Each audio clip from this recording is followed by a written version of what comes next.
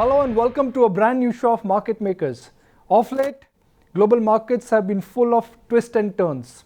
One side, we are discussing the uptick in bond yields.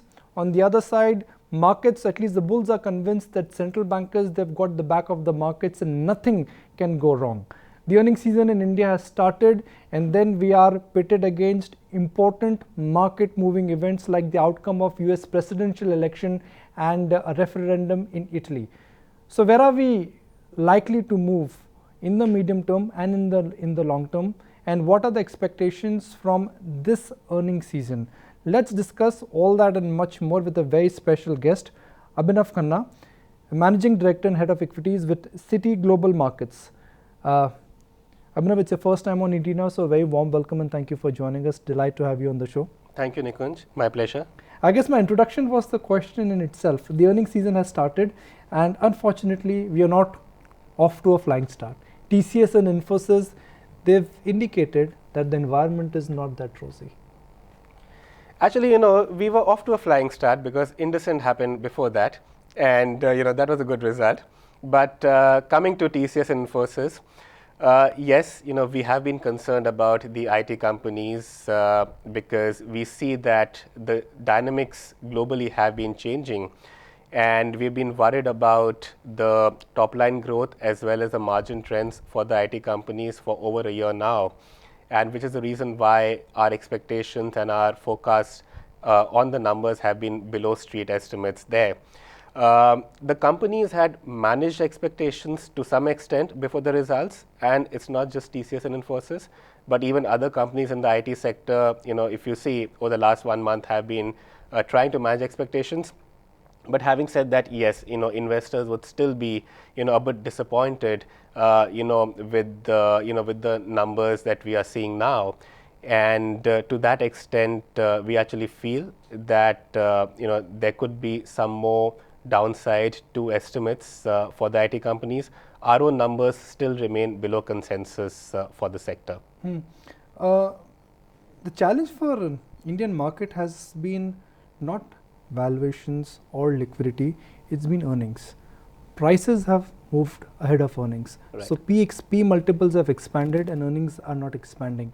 And with each quarter, the wait is only getting prolonged. Right. So I'm sure your clients are asking you tough questions. Show Right. me the real picture. When will earnings start? Yeah. So I think that's a very pertinent question, and the answer would be it should start this quarter.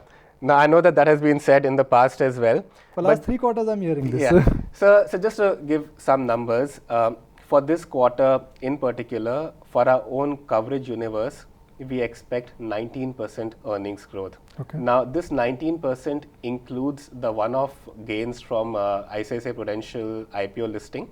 But if you strip that out, even then the gains, the growth is 14%. For the Nifty, the overall growth is 10%. Now the divergence between the Nifty and our coverage universe is because our coverage universe also includes quite a few mid caps, and the mid caps are coming off very low bases. So is the rest of the market, but more so for the mid caps, and which is why we are seeing a high teens earnings growth expectation for this quarter. For the last quarter, which was 1 quarter, our coverage universe earnings growth grew 3.2%, and the Nifty earnings grew 2%. So we are seeing a big jump from 1 quarter to 2Q. So 3% goes to 19%. Even if you strip off ICICI's one-off gains, it's still 14%, which is a significant jump. And the base effect is a big factor here. And going forward, as we enter the 3rd quarter, you'll actually see the financials also contributing to the base effect, because exactly 12 months back is when a lot of large banks and all started reporting high NPLs and taking provisions.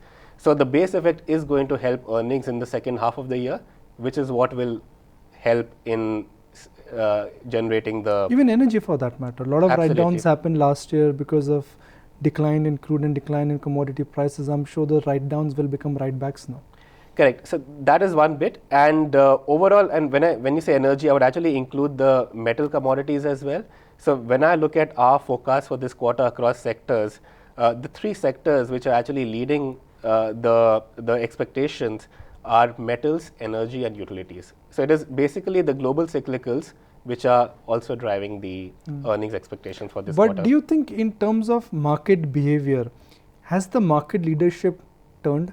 IT and pharma, the good old evergreen sectors, they are underperforming. Cyclicals are coming back. Oil marketing stocks are sitting at a record high. Right. Auto names are marching towards a new 52-week high. So do you think somewhere the leadership patterns have changed?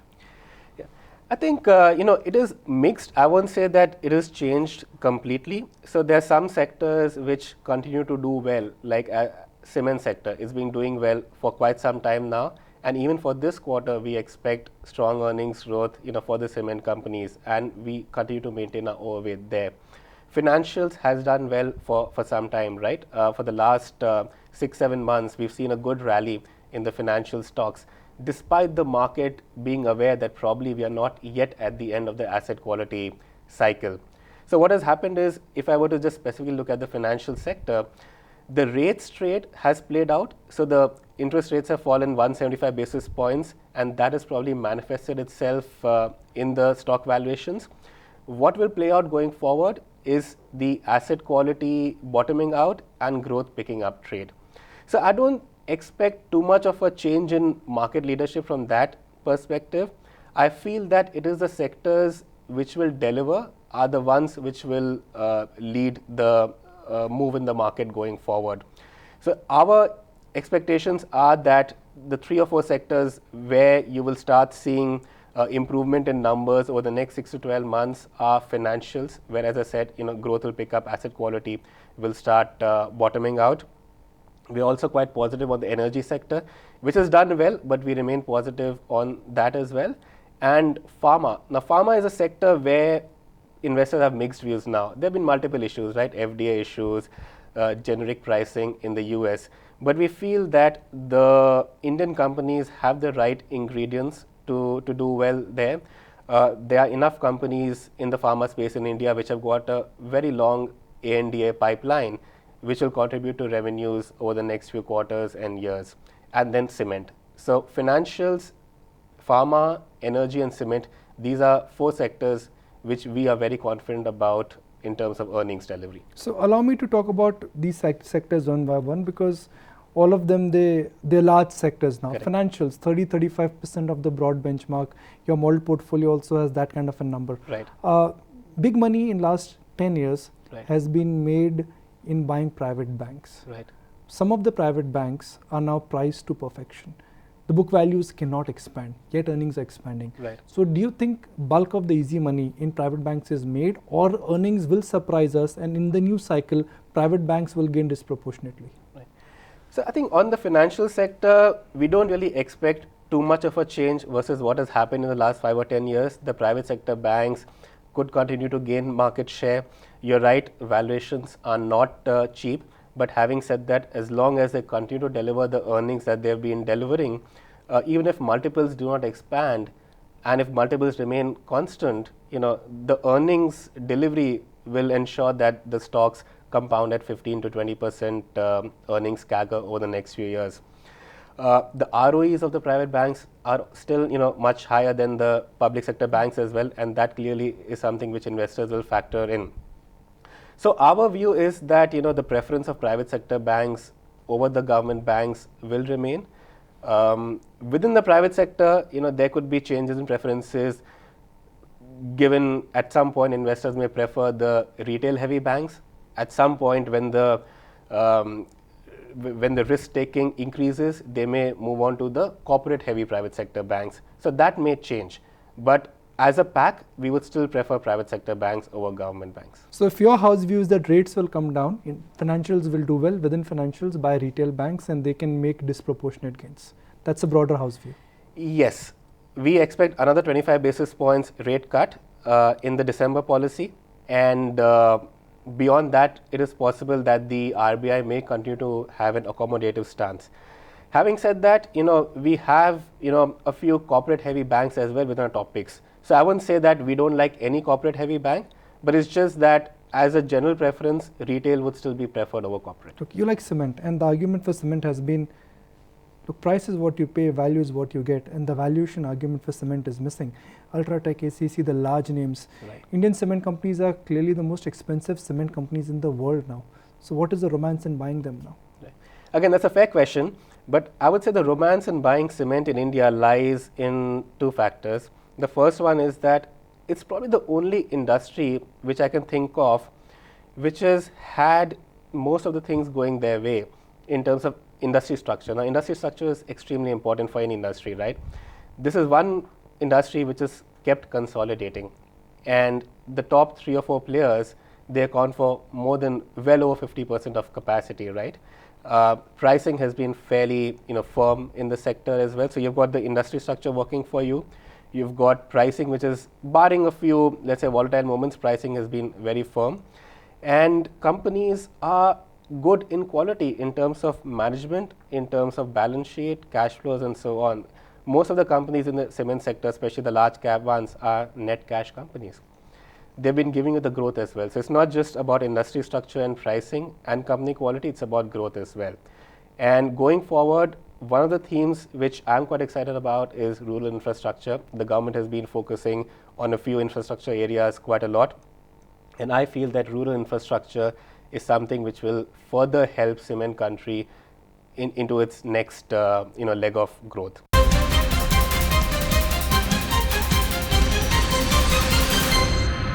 Pharma is the odd one out. Cement and financial, some would argue, is more like a consensus view. Right. Pharma is where you're different. Right. You're sticking your neck out and you're saying that Indian pharma companies have all the necessary ingredients. Right. The problem with this argument is that the US pricing power is real. I mean, we can debate when the FDA issues will get sorted out. I'm confident that in next 12, 18 months, they will get sorted out. Right. But you are dealing with a scenario where pricing would be under intense pressure. Right. And US government is now committed to bring the healthcare cost down. Whether it's Republican or Democrats, healthcare cost will come down. Right. So that is bad news for pricing eventually. Yeah, and that is exactly the reason why the pharma sector of late, if you say this year, has actually underperformed. This and the fact that FDA issues have come up. And we feel that the companies have become more mature. The practices within the companies are now more attuned to what the FDA requires as well. The approval cycle for their products has elongated, that's correct. But again, I think that's part of the process, and the companies are aware of these changes and are making any internal changes that are necessary to cater to these requirements. Having said all that you mentioned as negatives, the bottom line is that the companies have pretty strong A&DA pipelines as well. The sales visibility is good, and there is opportunity beyond the US as well. US is very important, absolutely no doubt about it, but Indian companies are tapping the various emerging markets, whether it is South America, whether it is Europe or Russia or even South Africa. So to that extent, the pharma companies are a bit more diversified now than they were earlier, and each company, unlike a cement sector or financial sector where there's a very strong top-down theme, in pharma each company is actually quite different from the other in terms of the products and the markets where they are strong. So it's a bit more difficult to take a singular view on pharma overall, but we feel that there are enough companies in the sector which have growth drivers for themselves and enough visibility because of the A&DA pipeline to be confident on the sector. Okay, so I'm going to stretch the timeline really forward and talk about October 2017. A lot of risk which we think would be on horizon in next 1 year, they would have got settled or they would have got addressed. Right. Like the outcome of US presidential election, what will happen to Brexit. These issues will get sorted out and they will get addressed in next 12 months. Sure. What kind of market do you think we could be staring at in next 12 months? Yeah. So, the market, of late has been quite volatile. Our view is that the next 2 months could see enhanced volatility because of the presidential elections in the US and because of potential Fed rate hike in December. So we expect a 25 basis points hike in December and then a further 50 basis points through next year. So total of 75 basis points between now and December 2017. So the global backdrop is probably going to be a bit challenging.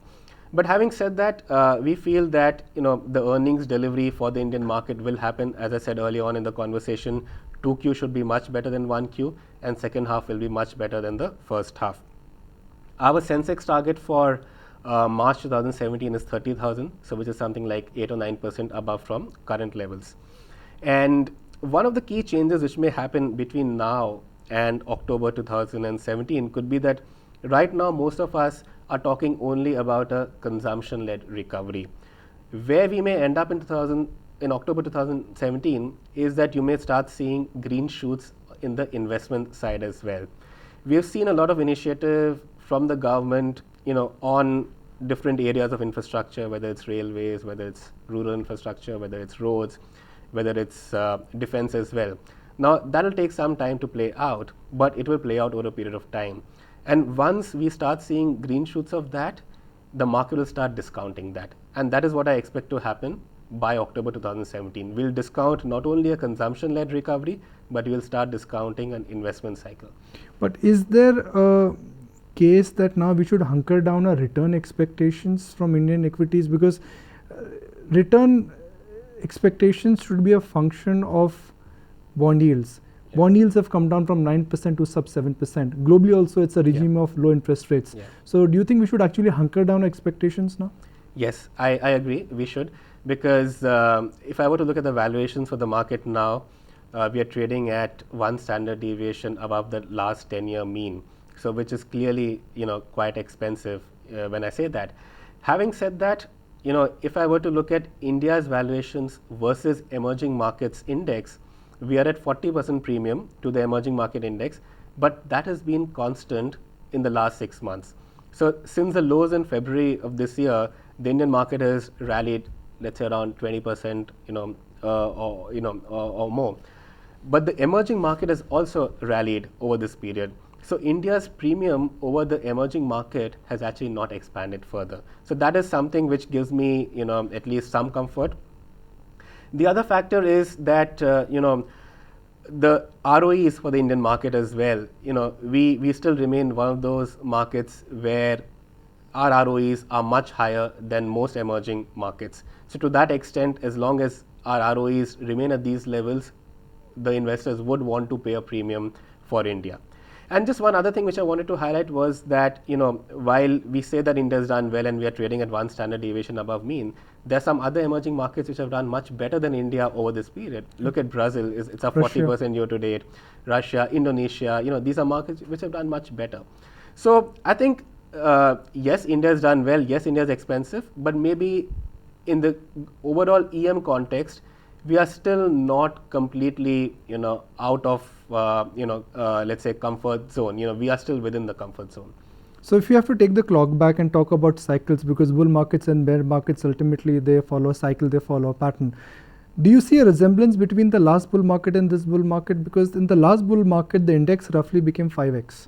It started from about 4,000, went to 20,000. Right. Assuming that this bull market started when the index was 16, 17,000, do you think eventually when the bull market will peak out, we could see a mega bull run, mega move? Yeah. So this could be a bit more prolonged, and hopefully this will have a lot of intermittent corrections, because what we don't want is single direction market move, right? We want enough corrections to happen to give more opportunities for investors to come in and participate in that rally.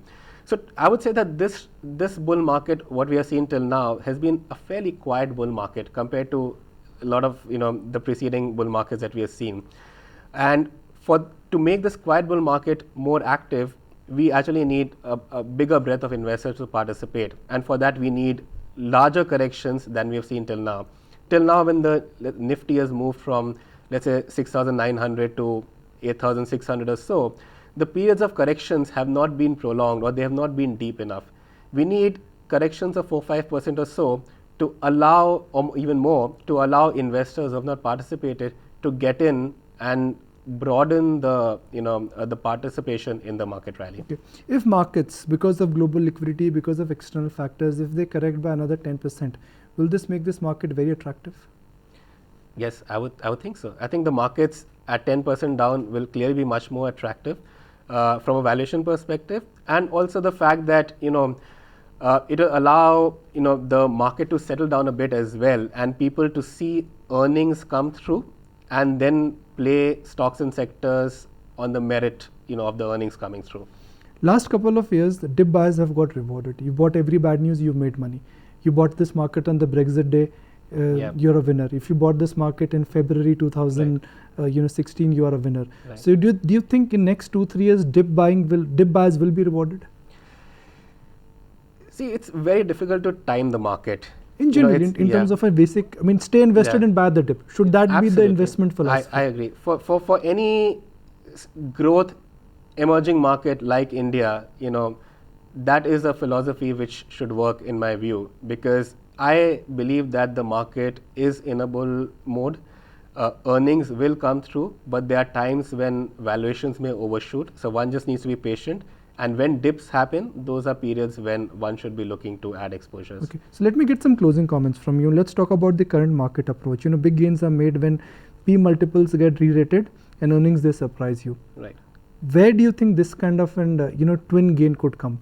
Where the perception right now is bad, but eventually after 2 years, 3 years, when we would look back, we would say, oh, we missed this obvious piece of news. It's like oil marketing stocks couple of years ago. No one thought that they could actually get re-rated, but they've got re-rated. Right. Are there any other classic examples where you think there is a P re-rating and earnings re-rating window, which is about to happen? Right. So I think there will always be new sectors and new themes which will come up. What is there on your radar? Yeah.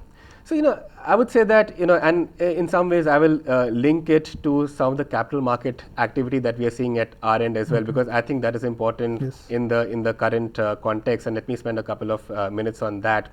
So this year has been a pretty strong year for the capital market activity as well, and we've been in the forefront of that. We've done the most number of transactions among the foreign banks, both on the primary side and on the secondary block side.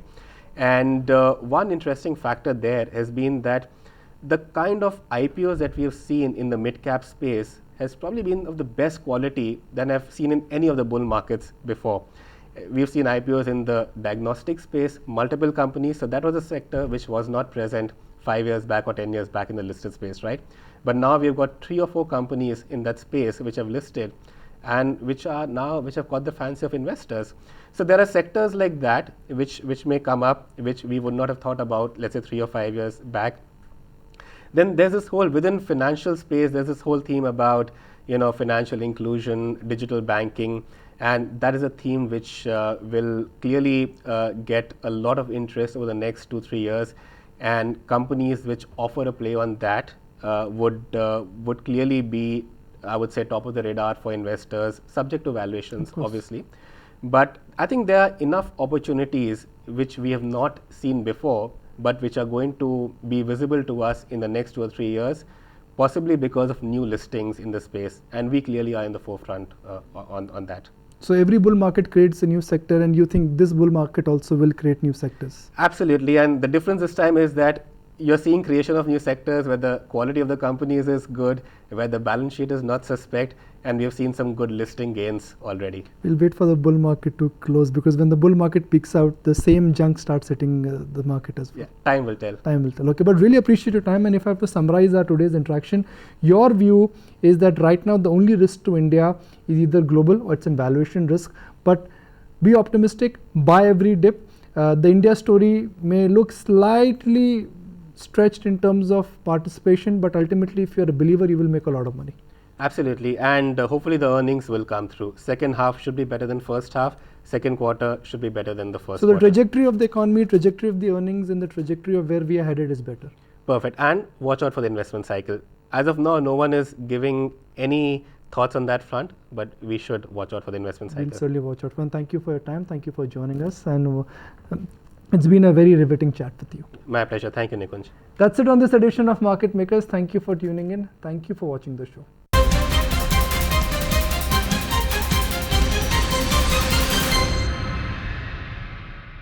Find us on Facebook at facebook.com/ETNow, and don't forget to click the like button. You can also follow us on Twitter at ET NOW Live. To stay updated with all our programming, hit the subscribe button on our YouTube channel by logging on to youtube.com/user/ETNow.